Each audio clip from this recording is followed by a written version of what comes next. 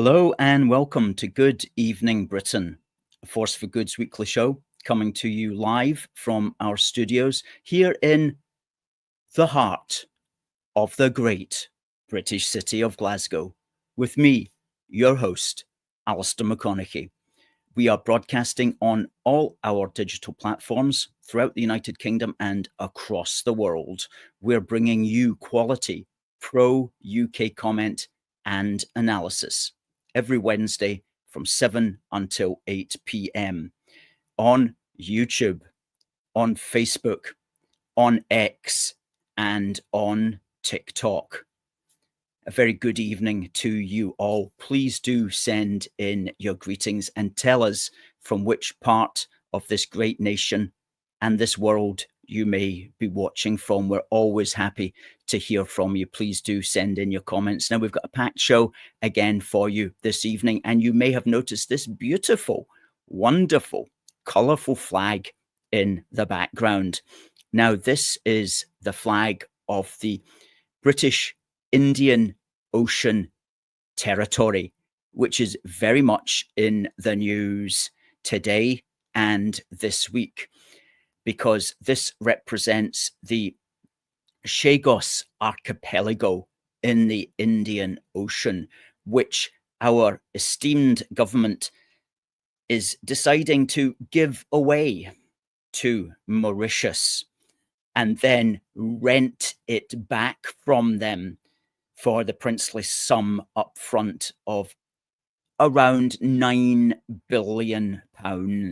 Some people even saying today maybe even up to 18 billion, front-loaded, as they like to say, pounds to Mauritius. Now, what's that all about? We're going to be doing a deep dive into this because we're obviously concerned as British patriots. We're concerned about any of the British overseas territories being lost, or in this case, deliberately given away. And we've got 14 British overseas territories, countries like the Falklands and Gibraltar and the British Indian Ocean Territory. Now, just to run you through this flag, that's the Union Jack.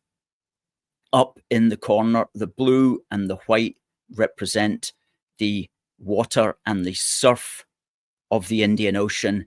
And we have a palm tree with a British crown underneath it to represent British sovereignty in that particular territory. This is one of the prettiest flags in the world, and certainly one of the nicest British overseas territory flags that we've seen. Very colourful and very attractive. So we're going to be talking about that. We're also going to be speaking about a program that some of you may have seen called Go Back to Where You Came From. And that premiered on Monday on Channel 4, and a particular interest to us as well, because myself, Alistair McConnachie, was actually interviewed by Channel 4 to be a possible person on that program.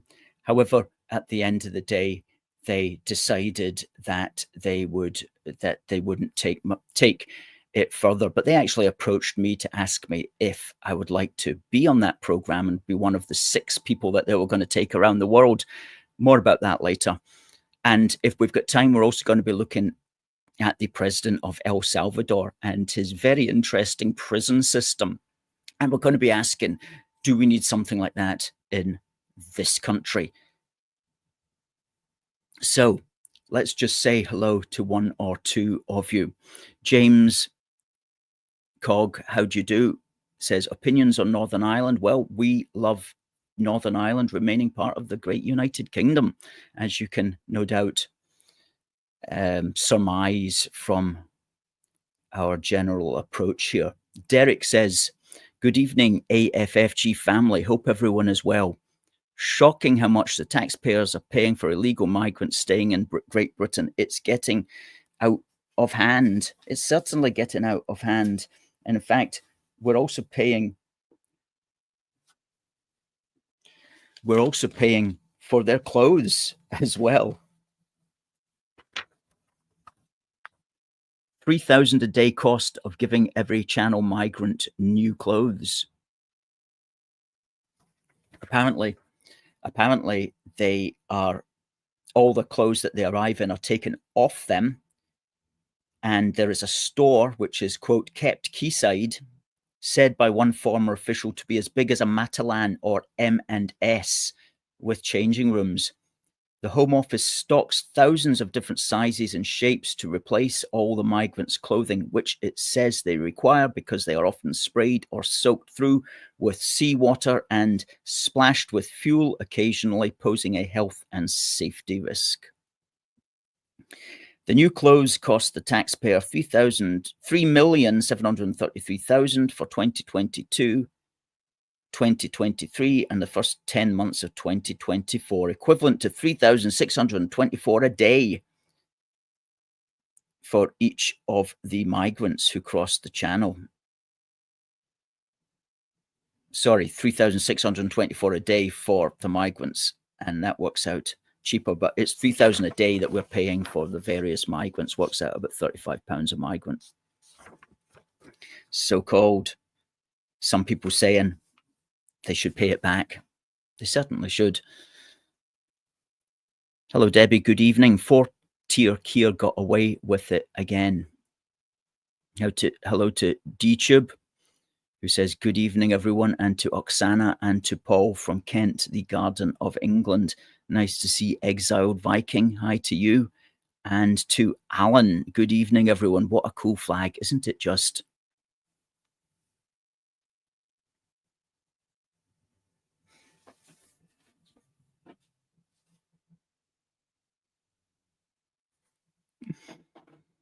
Absolutely. Hi, Anne. Derek is in agreement. Not giving it away, paying Mauritius to take it is absolutely ludicrous, says Alan. Exiled Viking says, I'm surprised Gibraltar isn't up for grabs. Well, do you know what? I think if four-tier Keir could find a way, then he very much probably would, him and his buddies. Why are they doing that? That's the question. Why are they doing that? We'll attempt an answer at that, but if you've got any ideas, folks, please do send them in.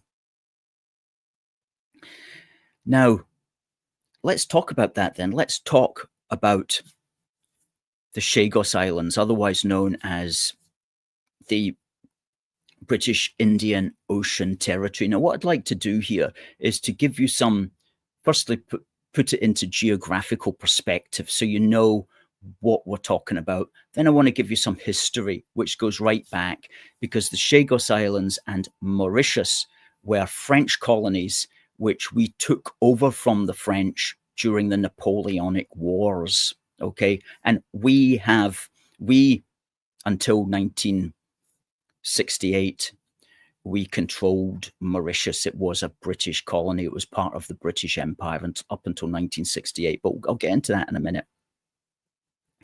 And then I want to tell you why there's been this drive to change the sovereignty over to Mauritius. And it's all based upon legal opinions from the UN, which are not actually binding at all. And we're going to distribute blame equally to the Tories and to the Labour, because believe it or not, it was this lady who started it all. This is a book which I'm reading. It's called 10 Years to Save the West. I've read this much. So we're on to the final stretch here, and we still haven't got down to what's necessary to save the West. So I'm not expecting it's going to be particularly much. Actually, I know what it is. She's like some of these kind of boomer conservatives who believe that the big threat to the West is like Iran and China and Russia, completely living in a different planet, quite frankly. But she started it. She started the discussions with Mauritius, unfortunately. A fact she has not mentioned and does not appear in the index either, but she was the one that got this ball rolling. Wasn't her finest decision.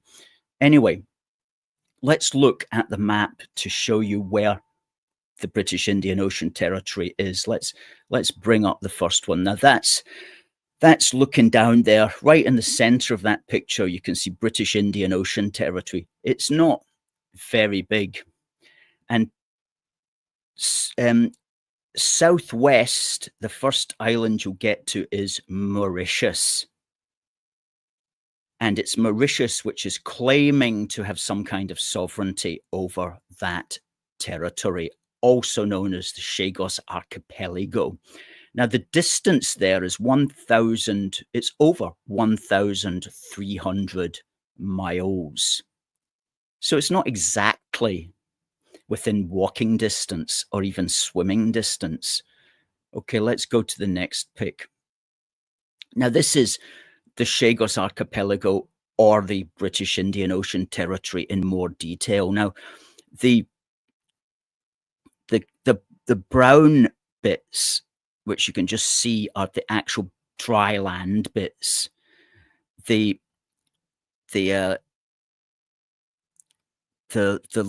lighter blue is reef areas, much of which are underwater, and the darker blue is submerged reef. Now, down in the bottom right-hand corner there, you'll see really what it's all about. Diego Garcia, which is the biggest island of the archipelago, and presently is the only one that's inhabited, and it's inhabited by US Air Force personnel. Because if we move to the next picture, you'll see there it's a very unusual island, elongated in that sense, and it's really just a landing strip. It's really just a landing strip for aircraft, and it's largely the Americans that use it, but of course the British also, if we happen to be in that area. So it's a very strategic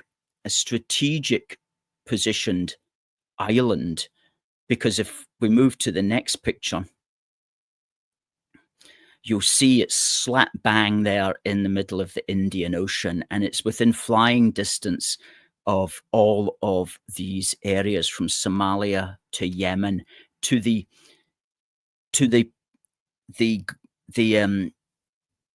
Strait of Hormuz, which is up there in the top left-hand corner. That's at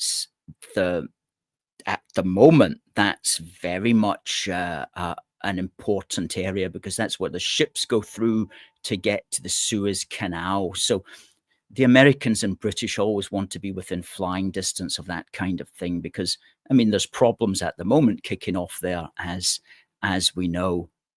And then it's close to India. It's only like 1,000 miles or so from the tip of India, and it's out to the Taiwan Strait. Taiwan, obviously a very contested area, East Timor, and then flying distance to Australia and so on. So, I mean, it's a very important air base.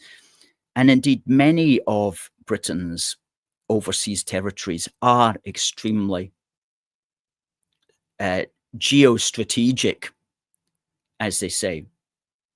Okay.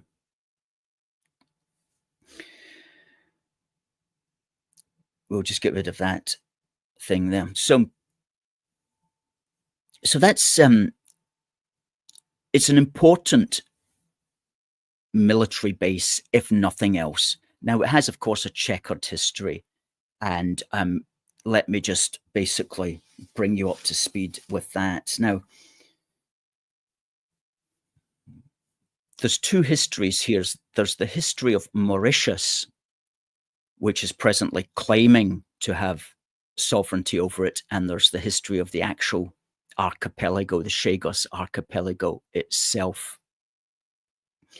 And let's start with Mauritius history. Now, Mauritius is not a big island. It's just a small island, and it was first populated back in 1507 by Portuguese sailors who came upon it and didn't do very much with it. And then the Dutch in 1598 started to inhabit it. And they tried to establish a colony of people on Mauritius, but struggled to do so. And they left the island in 1710. Unfortunately, the Portuguese, when they had arrived, had brought in Manak monkeys. And what happened, believe it or not, is the Manak monkeys actually colonized the island. They got so numerous and so aggressive that they basically drove out the humans. That sounds like a tall tale, but apparently that's so, because of all these like literally strange like monkeys literally just scaring everybody constantly all the time. So by 1715 the French had come along, and I don't know what they did with the monkeys, probably shot them all or something like that, but they took over the island from 1715 and tried to again populate it with people. And they changed its name. The Portuguese had the Dutch had given it the name Mauritius, but the French changed the name of Mauritius simply to the Isle of France. But by the beginning of the 1800s, you had the Napoleonic Wars, Britain against France, and Mauritius was controlled by France. Britain invaded Mauritius in 1810 and took the place over.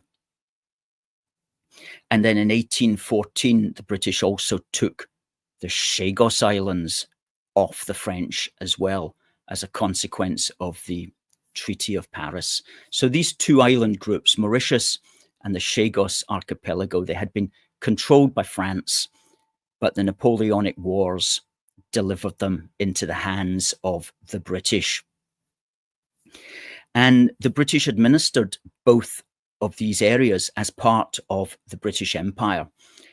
And because the Chagos Islands was largely very difficult to populate, and there was nothing really there much at all, they simply administered the Chagos Islands from their colony of Mauritius, and continued to administer the Chagos Islands from Mauritius until the 1960s, when post-World War II, what you were facing was the decolonization movement throughout the world, and the Mauritians began kicking off and wanting independence, and the British could see the writing on the wall, and they knew that sooner or later the British would have to get out of Mauritius. So what we did quite cleverly was we thought, well, what about the Chagos Islands? They're also ours, as it were. So we're going to set the Chagos Islands free of Mauritius, and we're going to set the Chagos Islands up as a separate entity in and of itself, a separate British sovereign colony that we'll control. So they did that in 1965. The Chagos Islands got administrative independence from Mauritius and were just set up as a British colony in and of itself, called the British Indian Ocean Territory.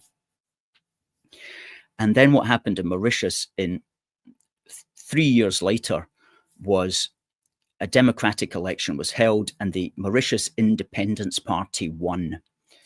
And so in 1968, the British left Mauritius, and Mauritius became an independent part of the Crown Commonwealth, with the Queen as head of state, and she stayed head of state, as it happened, until 1992, when it became a republic.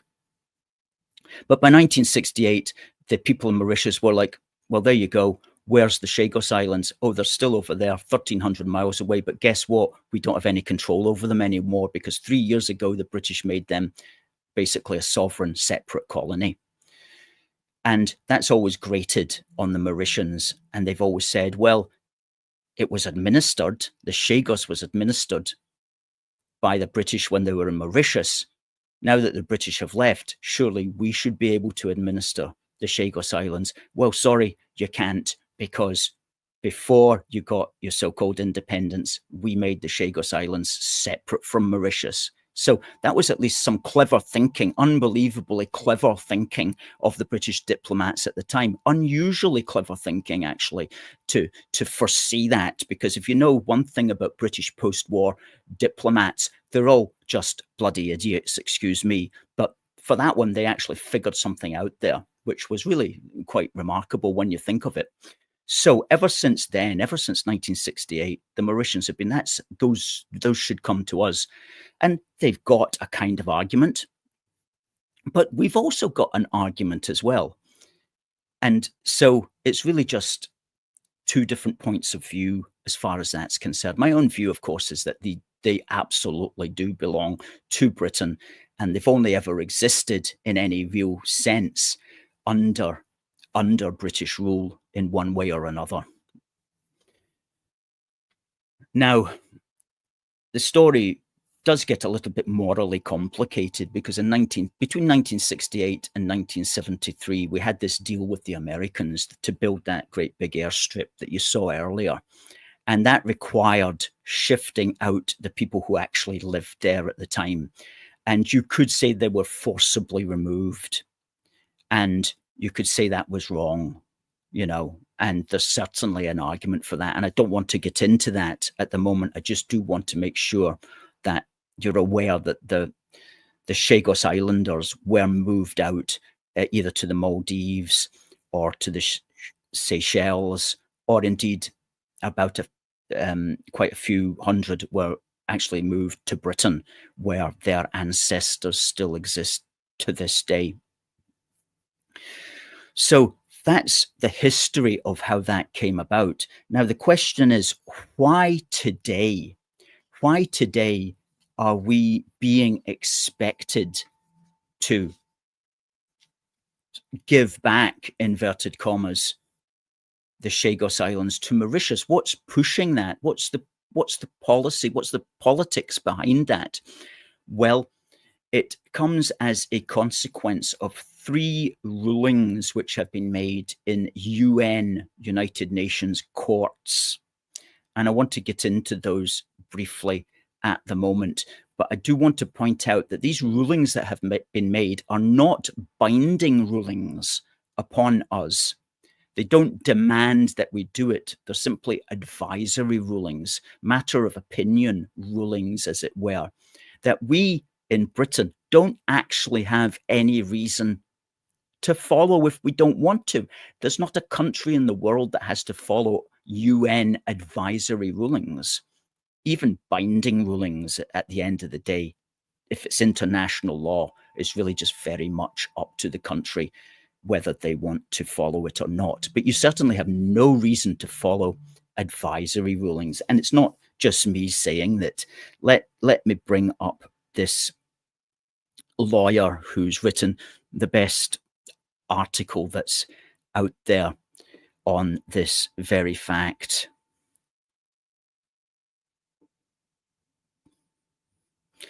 This is from Jurist News, and it's written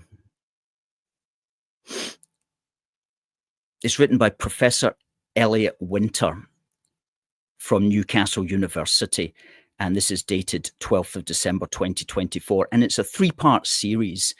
And the author is the international law professor at Newcastle University, argues that Britain's planned surrender of the strategically vital Chagos Archipelago to Mauritius is legally unnecessary, as none of the international decisions cited as justification are actually binding on the United Kingdom.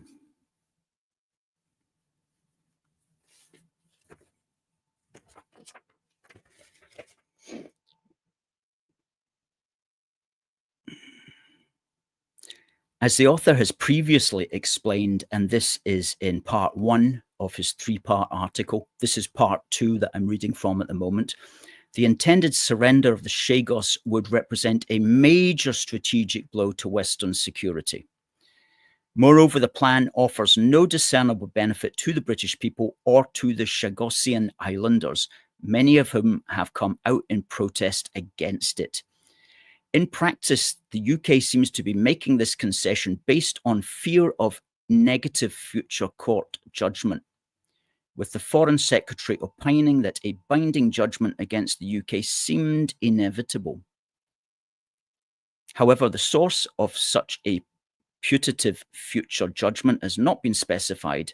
Surely, if any court with the ability to produce such a binding judgment had been available, Mauritius would have already availed itself of that court.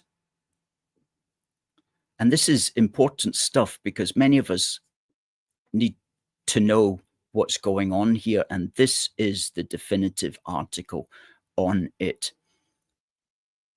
As he says, as Professor Winter says, instead, the legal position of the British government should be based on existing legal circumstances. As this article will show, there is no binding legal judgment compelling the UK to relinquish sovereignty of the Chagos Archipelago. Here's the juice here. The adverse statements rendered by the International Court of Justice, the United Nations General Assembly, and the International Tribunal for the Law of the Sea were respectively 1. Non-binding legal advice, 2. Political assertion, and 3. A judgment on the territorial boundary between other states, namely Mauritius and the Maldives. And the result is that the UK is not bound by any of their terms. And he goes in at some length to speak in about this, which I don't need to cover, but we will put the link to that under the description box when we have finished this video. And he concludes down here. He concludes,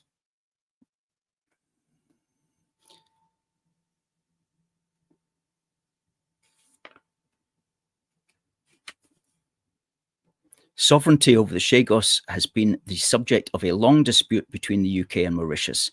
A narrative is beginning to form that the combination of the International Court of Justice advisory opinion, the UN General Assembly resolution, and the International Law of the Sea Special Chamber decision somehow furnish Mauritius with a solid claim to sovereignty over the island chain. This narrative is flawed. None of the decisions discussed above impose a binding legal obligation on the UK to vacate sovereignty. The ICJ opinion is advisory only. The UN General Assembly resolution is a quote-unquote recommendation, and the International Law of the Sea proceedings did not involve the UK, and therefore do not have the capacity to bind the UK. For the UK to relinquish sovereignty based on a false narrative that lacks the foundation of an unenforceable legal judgment would be an error. There you go, from Professor Elliot Winter, who we have to thank for putting together this 3-part series, which explains the law in its entirety and which explains the law very clearly. So Starmer and his people will know all of that.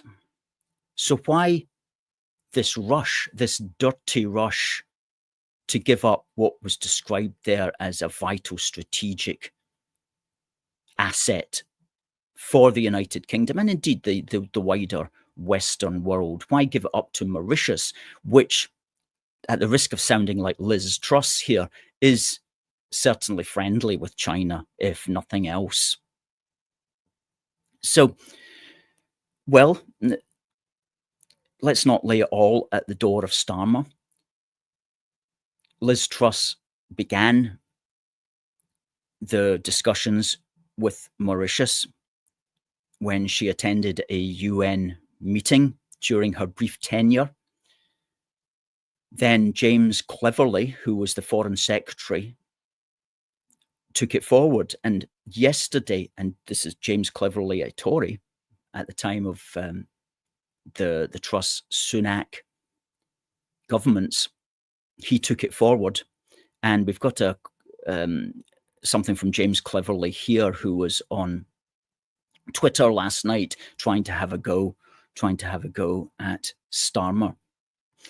And he goes, as Foreign Secretary, I was tasked with initiating talks with Mauritius. I was always clear that we had red lines that we would not compromise over. It looks like Labour dropped these red lines to get a rushed deal last year, and now it gets even worse.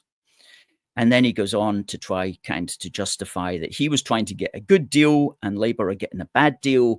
And if you go underneath all of his tweets there, you'll see that everybody is asking him, who on earth tasked you with initiating such talks? Why were you initiating such talks? None of which he explains. In fact, we put out a tweet as well, just following that.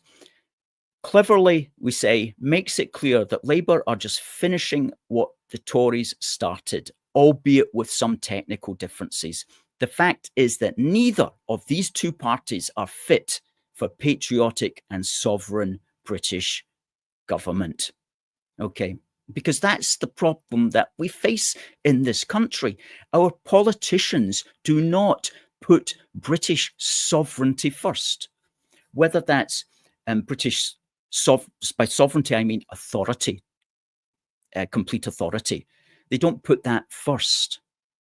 They don't put British interests first, whether that's on the economy, whether that's on foreign policy, whether that's on immigration. It's never what's good for Britain. It's always doing something that some globalist institution like the UN has recommended, or in bed with foreign countries that we shouldn't be in bed with, but we think that is politically correct to be in bed with them. They never just put Britain first. And that's what's so frustrating about the establishment in Britain. And it's been like that for a very long time. We would need to go back. Well, how far would we need to go back to find a British politician who is a sovereign leader of a sovereign nation and who sees that you put Britain first at all times? I can't really remember one in my lifetime. So we had a change of government, of course, last year, and now that baton that Cleverly was running with has been passed to Starmer, probably the worst man in Britain to pass it to. And here's what I think's going on. I think that the Tories saw that the UN was making these recommendations and advisory statements, and even though they were non-binding, the Tories thought, here's a way of showing our politically correct credentials. We'll show how much we love globalism and the UN by not just agreeing with them, but taking it a step further. Oh, the UN has made a non-binding piece of advice, a non-binding recommendation. You know what we're going to do? We're going to pretend that it was binding. We're going to act like it was binding. And we're going to show the world just what great internationalists we are and just how much we respect international law. And I'm sure all our leftist enemies will all nod their heads and they'll go, well, the Tories aren't so bad after all. I think that's all that's going on with the Tories, quite frankly. I think that's all that was going on with Truss and Cleverly. It's like, let's try to show our internationalist credentials and hopefully earn some brownie points from goodness knows who. However, once the baton got passed to Labour, then Labour, of course, are arch anti-imperialists. And if Labour could, they would divest Britain of all 14 of our British overseas territories and damn the consequences strategically. And so political correctness on behalf of the Tories has now got passed to Labour, who are the arch anti-imperialists who just want to kind of take away everything that Britain has in the world because that's just their ideology to do so. And even if that endangers Britain, they don't care. And if it pleases another country, then hey, that's even better for them. That's the way I see it, because there's no other explanation as to why Starmer would give sovereignty to Mauritius and then rent the islands back at the cost of £9 billion. You know, they talk about, and we're all angry with Labour for taking away the winter fuel allowance from pensioners. That was to save 1.4 billion. Okay, so he's going to save 1.4 billion by making your grandparents colder at the same time that he gives 9 billion to Mauritius completely unnecessarily. These are the people who are running our country. They're not fit to run our country. It's an absolute disgrace.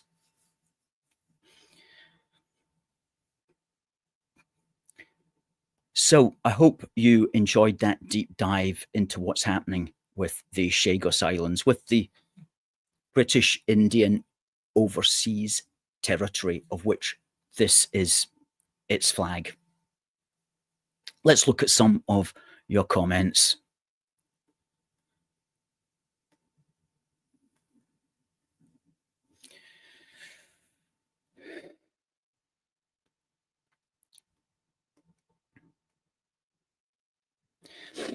Some Exile Viking will say, some will ask why we even need these remote overseas territories, but I get it. Yes, it's strategic, and it also helps to project British power in the world to the extent that we can. And it's also a part of our history. You know, I was thinking the other day, if we can get patriotic MSPs into Holyrood, what they should do is Holyrood has got like 4 flagpoles, or is it 3 flagpoles outside Holyrood? And what they should do is say, if it's Reform MSPs or somehow, or any MSP, if they were patriotic, should say, let's put up the flag of the appropriate British overseas territory on that territory's national day. So, for example, on the national day of the British Indian Ocean Territory, you put up this flag. On the national day of Gibraltar, you put up this flag. On the national day of the Falklands, you put this up. There's at least 14 countries. I would actually extend it as well to the 15, I think it is now, Crown Commonwealth territories. That is the territories that they're not British territories. They are. They nevertheless have the king as the head of state, like Canada. On Canada's National Day, should put up the Canadian flag outside Holyrood. On Australia's National Day, put the Australian flag up. They've got these 3 flagpoles. Let's make use of them. And that helps just to show solidarity, as it were, with the Crown Commonwealth and with the British overseas territories. Just a thought that came to me there. Paul says quite rightly, it sounds as if Mauritius's claim to these islands is as flimsy as the Argentines' claim to the Falklands. Absolutely. Ian says that Starmer has just delivered a party political broadcast on the BBC. Can anyone believe a word he says? Plus, he's just contradicted himself on the policies he's delivered. And what he's said over the last 6 months, the people want a general election.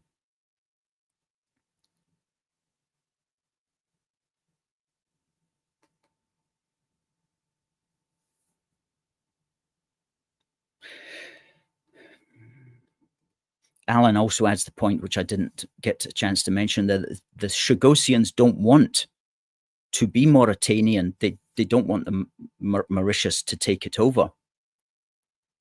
And there's a Facebook page called Friends of the British Overseas Territories that are fighting for the Chagosian point of view. Good for them.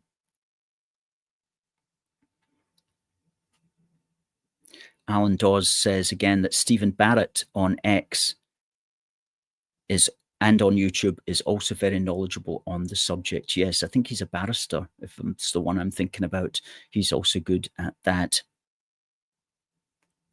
Have we had such a anti-British government? It's insane. Stephen says they're trying to make Cleverly a contender for Conservative leader. No way.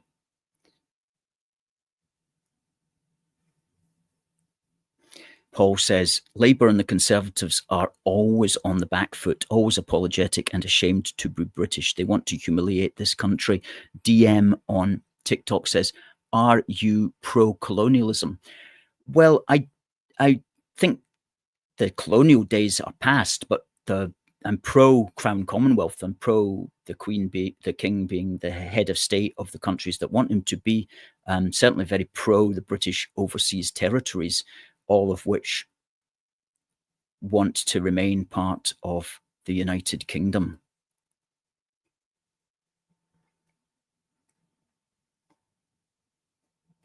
Dominic says, what do you think of Chris Martin apologising to India for Britain?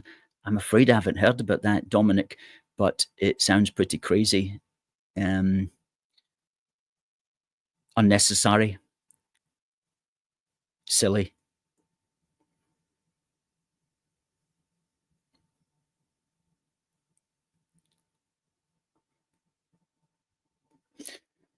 Yeah. Good.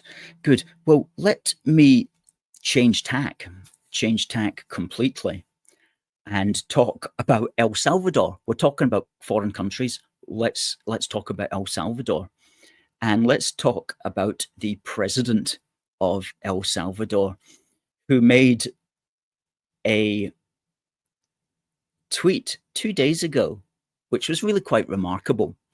And let's just read out his tweet. It was addressed to Donald Trump.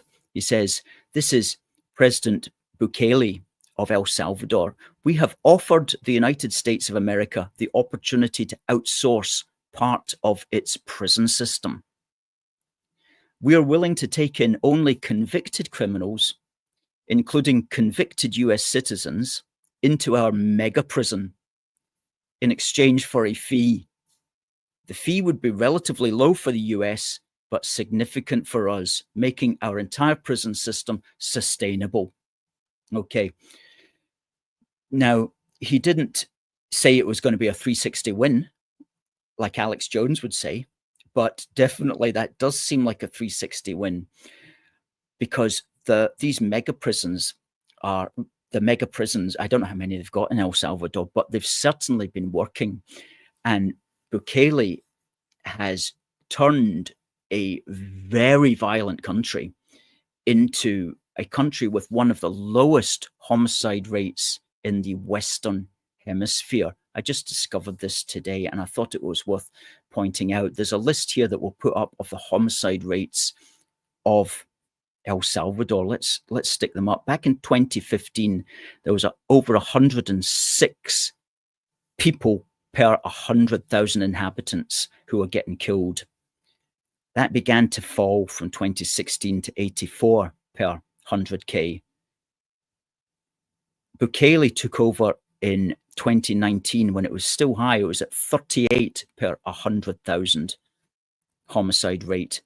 And it's been falling rapidly ever since. And in 2022, it fell from 18 per 100,000 to 8 per 100,000. And projected for this year, it's going to be less than one person being murdered in El Salvador per 100,000 inhabitants. Okay, now you ask, how has he done that? Now, I guess he can do things in El Salvador because it's a much different culture from Britain, for example, and it's a harder country, and it's always been a more violent country. So there's things you can do in South America that you can't do in North America so easily, and you'd find very difficult to do in Western Europe. But it's still worth looking into it and just seeing. And for your interest, let's put up a video here that plays for a minute or so of what's going on inside the El Salvador prisons.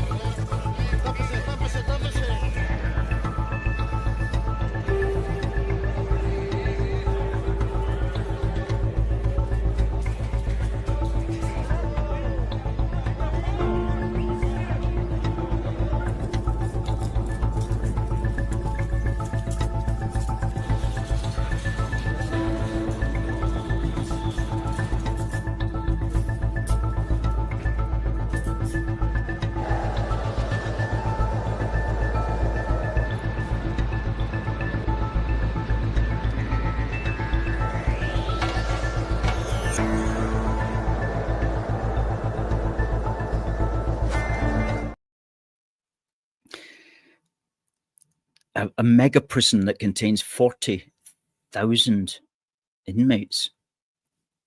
That's absolutely incredible. That's what it said, wasn't it? Just play that again. It was just at the start there. It was 40.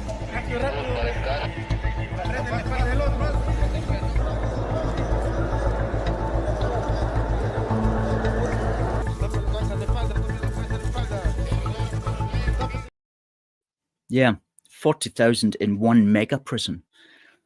And when you think that's like something from Judge Dredd or something like that, when you think of the planning that would be put into building a prison to contain 40,000 people and to process them in that way, that's absolutely incredible. But what it does show is if you're really, really determined, you can do anything. You know, there's a really good bloke.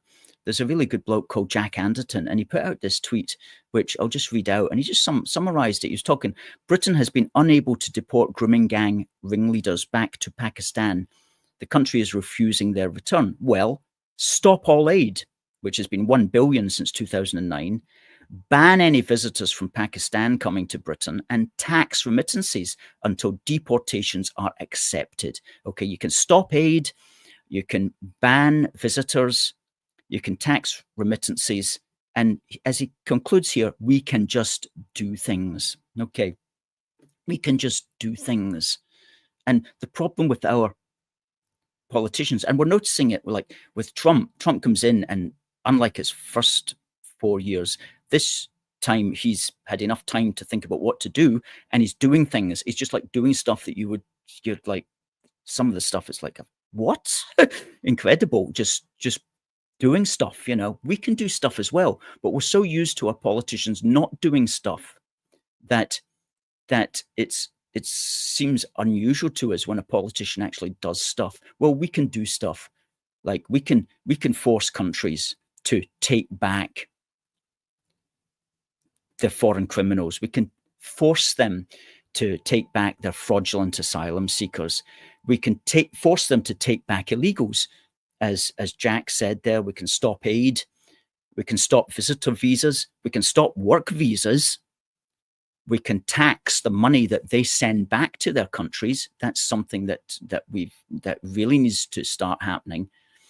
And of course, that's before you even get looking into economic sanctions and tariffs on particular goods and so on. That's before you even look at that. There's so much you can do to force countries to your will, bending countries to your will. But what does our government do?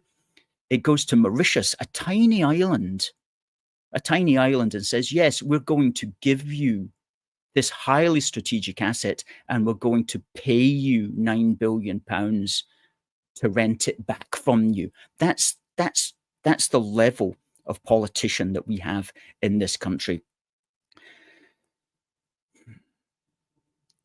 DTube, I just want to say thank you. DTube has sent us a super chat for £5. He says, great show tonight. Yes, we're feeling it too, DTube. It is a great show. Thank you so much for that £5. And if anybody else wants to follow the example of DTube there, you'll notice on YouTube, just below the screen here, there's a little $sign, and you can click on that and you can send a wee donation, which helps to keep this show on the road. So DTube, thank you very much for setting the agenda there with that. Very much appreciated donation.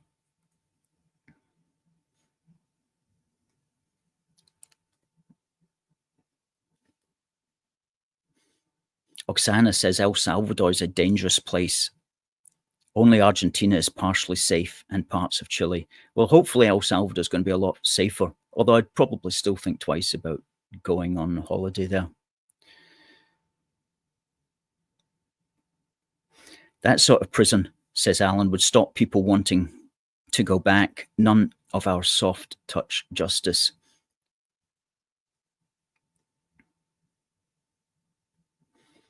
Good stuff. Good stuff. Now, I want to give a plug to our shop. This week we've added 18 new items. That's 8 of them there. If you go to our shop, which is at aforceforgood.uk/shop-1. There you go. aforceforgood.uk/shop-1. And you'll see 18 new products, 9 of which are t-shirts and polo shirts. Okay. Now let's keep that banner up there as I just run through a couple of these items. This is a black baseball cap, and that's an embroidered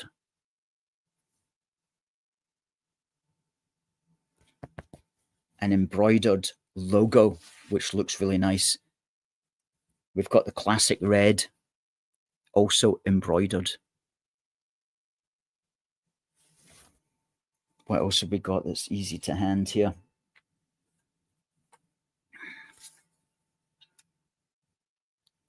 A Union Jack hip flask, and you'll also get with that a wee book thrown in.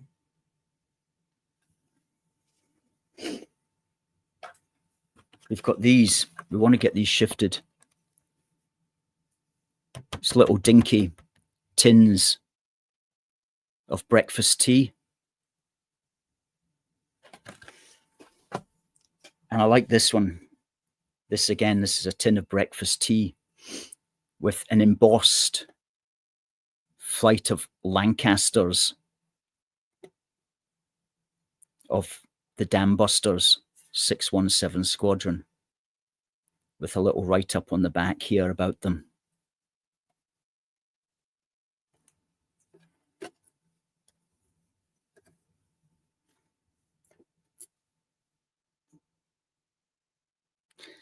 You'll get all of these and more at our shop, aforceforgood.uk/shop-1.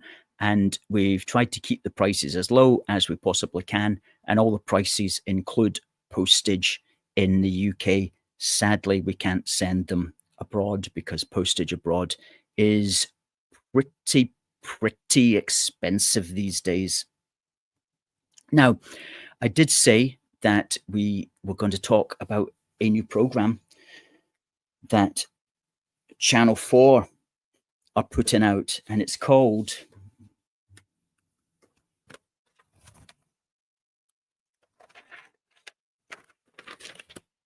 Go Back to Where You Came From. Let's run the little video of it. I think we've got that. Places we're going to. Dream outcome, come back alive.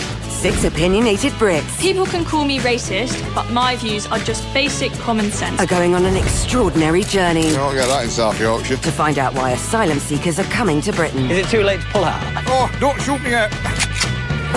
Now you can. Have they bitten off more than they can chew? Oh my god, what is this? Syria is scary. And will they change their minds? I don't know what we're gonna do. These kids eating trash. How come no one's helping them? Why are we continuing to allow the boats in? We are full! A new series, Go Back to Where You Came From, on Channel 4, coming soon. Well, the first part of that was shown on Monday night, just gone, and I didn't get a chance to see it. I don't know what it's like. I'm not recommending it. I'm not recommending it. All I can say is I was interviewed last year. About this time last year, I was approached by Channel 4, and they told me about this program, and they said that they were looking for 6 individuals throughout Britain who had strong opinions on immigration and asylum. And they wanted to take you, what they were going to do is to take you abroad. So you'd need to have a couple of months free, which I did at the time. And then they were going to put you in situations where you were going to be confronting essentially people who were in a bad way in some way. And then they were going to say, you know, what do you make of that? Do you still support immigration, or are you still against it? are you still against asylum seeking? Tell this little child, that you don't want them in the country, and we'll film you and broadcast it to the entire nation, that sort of thing. And I could see what they were probably going to do. But I was still up for that, because I thought, yeah, they show me some guy that's, in Syria or whatever, and has got a real hard time of it.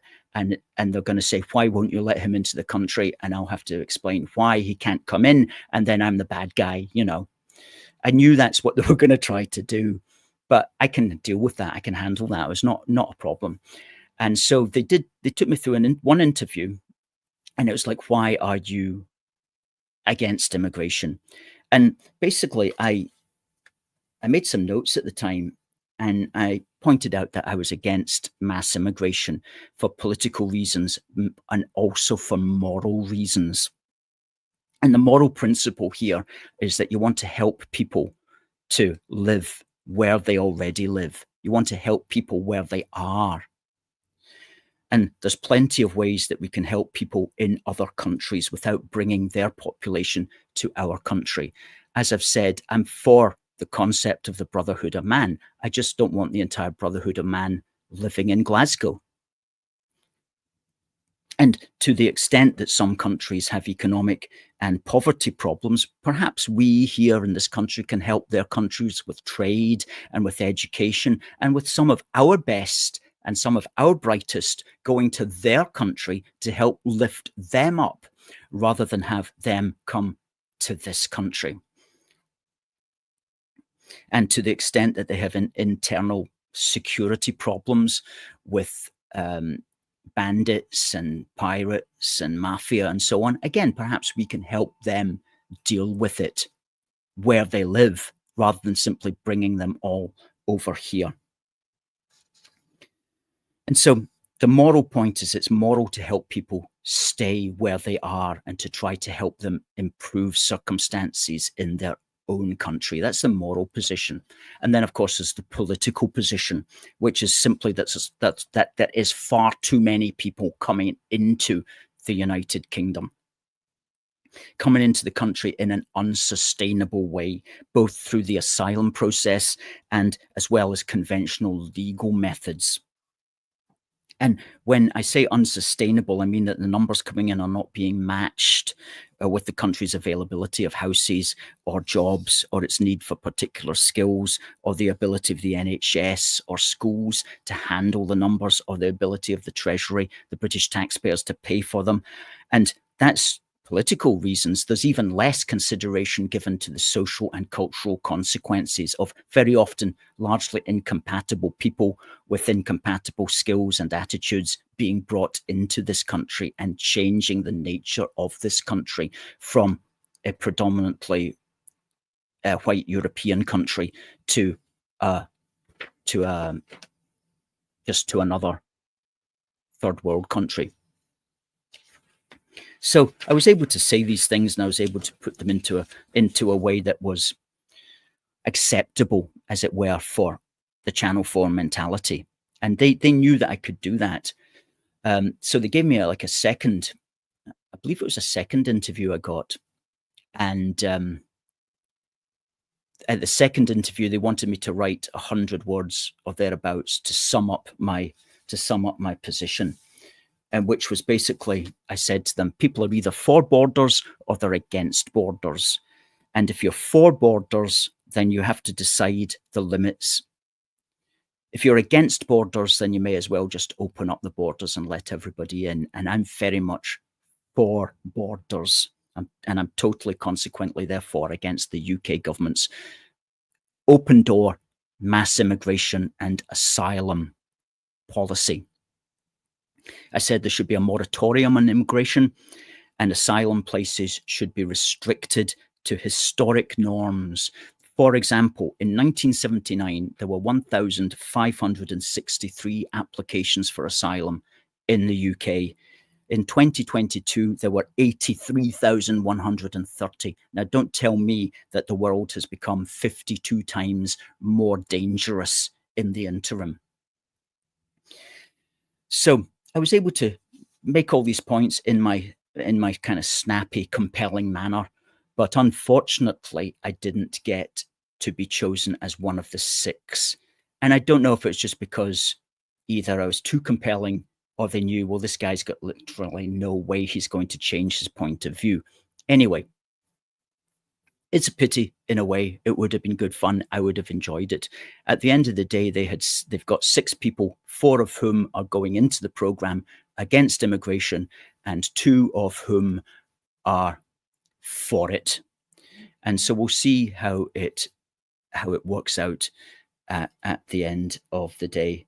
But basically, my position is end mass immigration, end bogus asylum seeking, and deport, for a start, all foreign criminals, all illegals, and all asylum frauds. And that was what I said to Channel 4 when they were searching for people. Yep, it was their loss. Their loss. The nation's loss in a way, because it would have been good to have that national platform. It really would have. And in that regard, because Channel 4 didn't get me on, folks, please do, if you can, share this broadcast on Twitter. Please repost it. On Facebook, please share it. On YouTube as well, just click the share button and share it to whatever social media platform you want. Please give us a like, give us a thumbs up, and let's get this message out there. Let's help these videos to go viral and to be seen by a lot of people, because there's a lot of good quality information. What we're doing at the moment is we are writing a book on immigration. I'm going to need some more time on that, so we're not going to be broadcasting next Wednesday. But keep an eye anyway on our socials, and you'll find out when we're next here. Folks, it's been a blast tonight. Thank you very much for watching. Thank you very much for the comments that came in. And it just remains for me to say, God bless the United Kingdom and God save the King. See you next time.